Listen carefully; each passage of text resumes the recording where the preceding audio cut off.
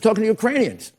I mean, the reality is, you think this is the first time the Russians have interfered in an American election? No, it's definitely not. But let me ask you a question, because Mitt Romney put out a statement saying that he was, quote, appalled that, among other things, fellow citizens working in a campaign for president welcomed help from Russia, including information that had been illegally obtained, that none of them acted to inform American law enforcement. It's good news that there is insufficient evidence, but what about the willingness? I could tell you the things he wanted to do. That Rudy Giuliani... that guy wanted to do. Come on. What do you mean, the things that Stop the bull. Stop the bull. Stop this pious act that you weren't trying to dig up dirt on people, putting dirt out on people. Who, Mitt Romney? When he was running for president.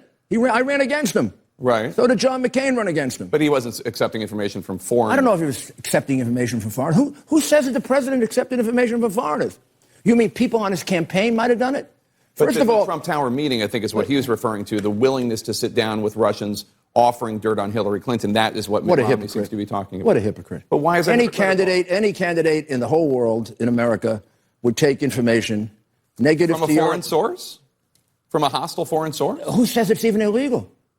Who says it's even illegal? And does the information turn out to be false, by the way? The information that was gleaned and disseminated, every newspaper printed it. Why did the Washington Post print the information that came from a foreign source when they knew it was hacked? Aren't they just as wrong for doing that as the campaign wanting to use it? Why do you think Mitt Romney is a hypocrite if he is because Mitt Romney did things very similar to that. Taking information from Russians? No. There's nothing wrong with taking information from Russians. There's nothing wrong with taking information. It depends on where it came from. It depends on where it came from. You're assuming that the giving of information is a campaign contribution. You read the report carefully. Mm-hmm. The report says we can't conclude that because the law is pretty much against that.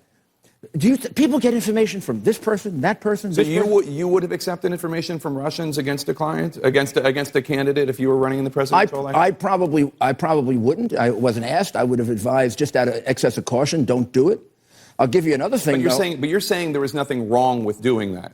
There's no crime. I'm not talking about crime. I'm talking about. We're going to get into morality? Yeah. Well, that isn't what prosecutors look at, morality. No, but that's what Mitt Romney. But that's what Mitt Romney is referring to. But this didn't become an international scandal because of immorality. It became an international scandal because the president was accused of violating the law falsely, and now nobody wants to try to figure out who did it because that's the real wrongdoing here.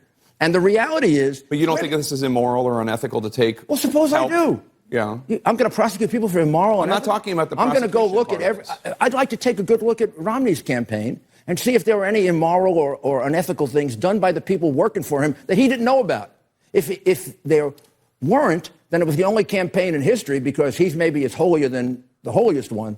There's no campaign in history.